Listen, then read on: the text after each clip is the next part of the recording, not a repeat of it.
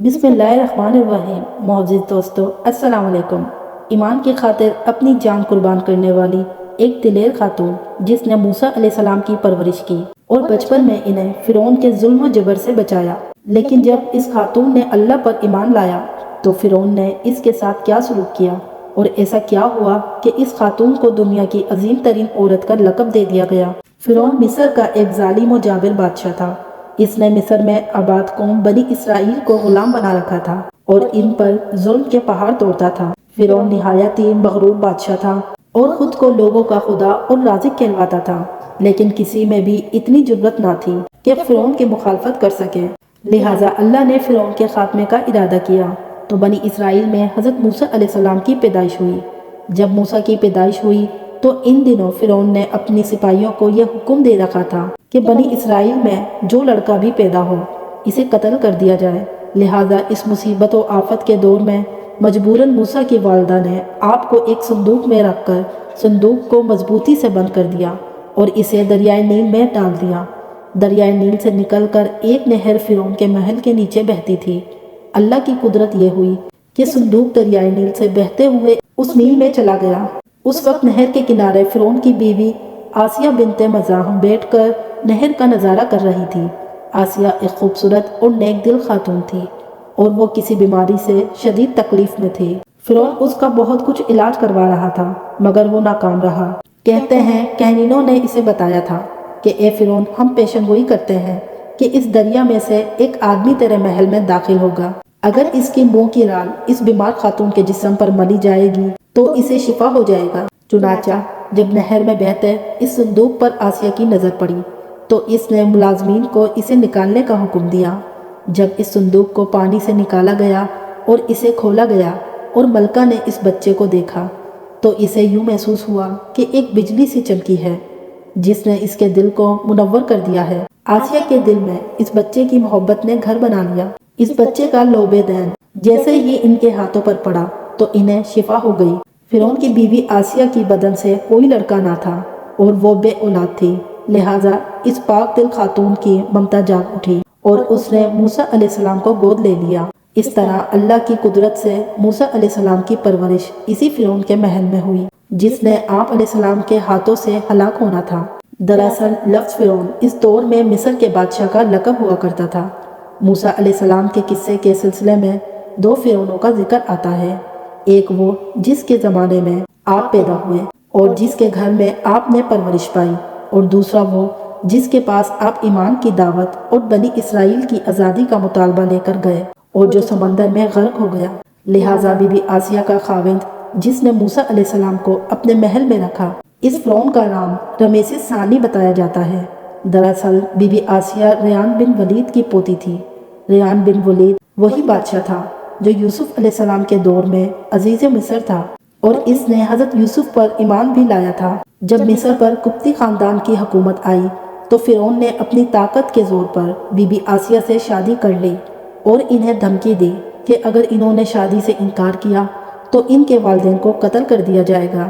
لیکن شادی کے بعد بھی اللہ نے حضرت آسیہ کو فرعون کے شر سے محفوظ رکھا اور وہ آپ پر قادر نہ ہو سکا۔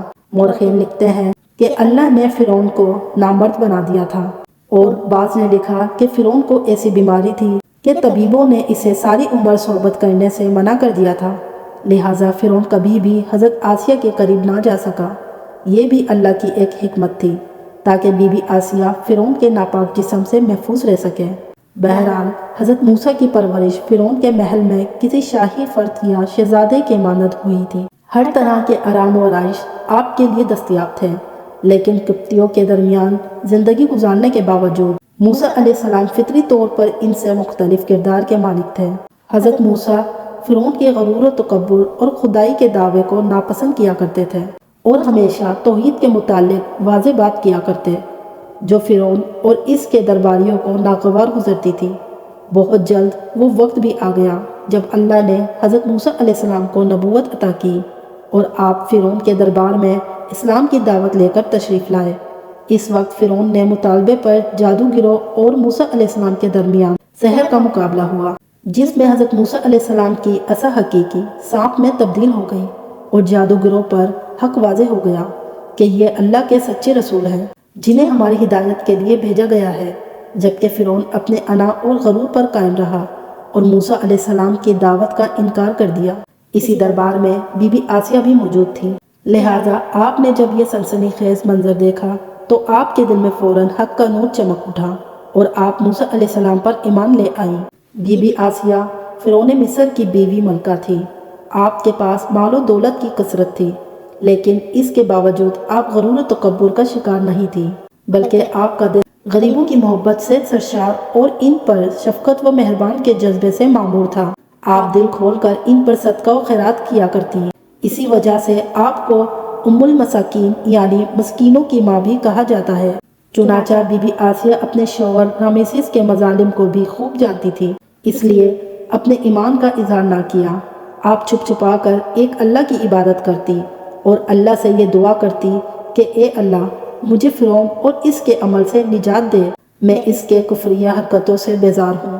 حضرت آسیہ خفیہ طور پر حضرت موسیٰ علیہ السلام کے خدا کی عبادت کرتی اور دعا و استغفار میں مشغول رہتی، یہاں تک کہ فرعون کو ایک دن آپ کے ایمان لانے کی خبر ہو گئی۔ اس نے ایک روز اپنے درباریوں سے کہا، کیا تم لوگوں کو میری بیوی کی کچھ خبر ہے؟ تم لوگ اس کے متعلق کیا جانتے ہو؟ سب نے بی بی آسیہ کی بڑی تعریف کی اور ان کی بھلائیاں بیان کی۔ فرعون نے کہا، کیا تم لوگوں کو نہیں معلوم وہ میرے سوا دوسرے خدا کو مانتی ہے؟ لہٰذا فرعون نے حضرت آسیہ کو دربار میں بلایا اور ان سے دریافت کیا کہ تو کسے اپنا معبود مانتی ہے؟ حضرت آسیہ نے دلیری اور جذبہ ایمانی سے جواب دیا کہ میں موسیٰ کے رب پر ایمان رکھتی ہوں جو میرا، تیرا اور ہم سب کا خدا ہے۔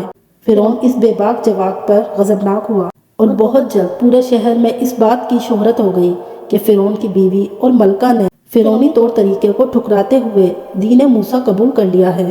پہلے تو فرعون نے بی بی آسیہ کو سمجھا بجھا کر، ترغیب دلا کر اور ڈرا دھمکا کر موسیٰ علیہ السلام کے دین کو چھوڑنے کو کہا، لیکن جب اس نے حضرت آسیہ کے چٹان جیسے مضبوط ایمان اور جذبے کو دیکھا تو اس نے ظلم و بربریت سے کام لینے کی ٹھان لی۔ فرعون نے اپنے اہلکاروں کو حکم دیا کہ آسیہ کو تپتے ہوئے ریگستان کی دھوپ میں لٹا دیا جائے، لہٰذا آپ کو شدید گرمی میں ریت کے تپتے میدان میں چھوڑ دیا گیا۔ فرعون اس جگہ دورہ کرتا رہا اور کہتا رہا کہ اب تو باز آ جا، اگر تو نے میری بات مان لی تو محل کی شاہی زندگی اور آرام و آرائش تیری منتظر ہے۔ مگر حضرت آسیہ پر اس کا کوئی اثر نہ ہوا، کیونکہ آپ کو جنت کے اس لافانی محلات پر ایمان تھا جو اللہ نے انہیں عطا کرنے کا وعدہ کیا تھا۔ جب فرعون نے حضرت آسیہ کی ثابت قدمی کو دیکھا تو اس نے آپ کو شہید کرنے کا فیصلہ کر لیا۔ اس نے اپنے سپاہیوں کو حکم دیا کہ بڑی سے بڑی چٹان کہیں سے اٹھا لاؤ اور آسیہ کو چت لٹاؤ اور وہ چٹان اس پر گرا دو۔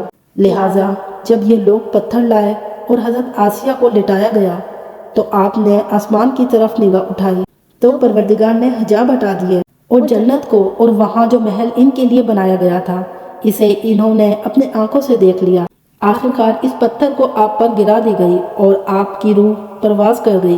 حضرت آسیہ کے فضائل و احادیث مبارکہ میں کچھ ان الفاظ سے آئے ہیں کہ رسول صلی اللہ علیہ وسلم نے فرمایا، مردوں میں تو بہت سے درجہ کمال تک پہنچے، لیکن عورتوں میں سے سوائے فرعون کی بیوی آسیہ اور عیسیٰ علیہ السلام کی والدہ مریم بنت عمران کے اور کوئی عورت درجہ کمال تک نہیں پہنچی۔